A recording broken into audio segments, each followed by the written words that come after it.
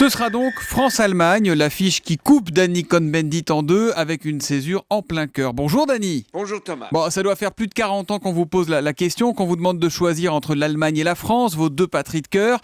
Cette fois, vous êtes au pied du mur, alors vendredi, vous porterez quel maillot, mon ami? Bon, d'abord, je ne porte jamais un maillot, Thomas, mais je ne suis jamais divisé quand il concerne le football. Pour la simple raison que moi, ma première grande équipe que j'ai admirée, c'était en France en 58, quand la France a battu pour la troisième place l'Allemagne, par exemple, 6-3, après avoir été battue par le Brésil en demi-finale, où j'ai subi la défaite, l'horreur de 82 en Espagne. Donc, pour moi, il n'y a aucun problème. Je serai pour la France, même si j'accepte que l'Allemagne a une très bonne équipe et que ce sera très difficile. Alors, admettons, Dany, vous êtes sélectionneur des Bleus ce matin. Vous leur dites quoi aux Français pour réussir à passer cette fois, après 82, après 86, contre les Allemands? Surtout, ne pas attendre. Il faut prendre l'offensive.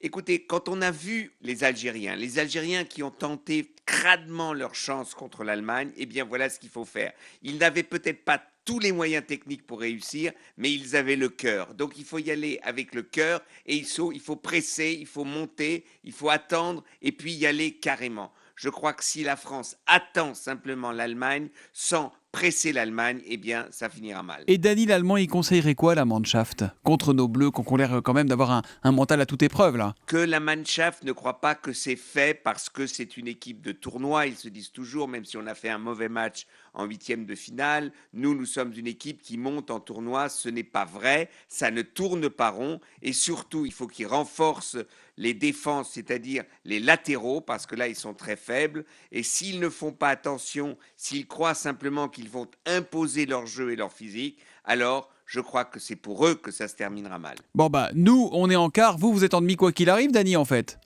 Oui, c'est vrai que je pourrais toujours dire, non, si la France perd, je ne serai pas en demi, ça sera l'Allemagne, mais ça ne sera pas moi. D'ailleurs, notre famille est divisée, c'est-à-dire mon fils Béla et moi, on est pour la France, sa mère et son autre fils, ils sont pour l'Allemagne. Donc, une partie de la famille sera en tout cas en demi-finale et l'autre partie ne sera pas en demi-finale. L'humeur brésilienne est toujours fair-play de Dany, c'est tous les matins à 8h-5 sur Europe 1. À demain, Dany. À demain, Thomas. Bonne journée. La Coupe du Monde de la FIFA, c'est sur Europe 1.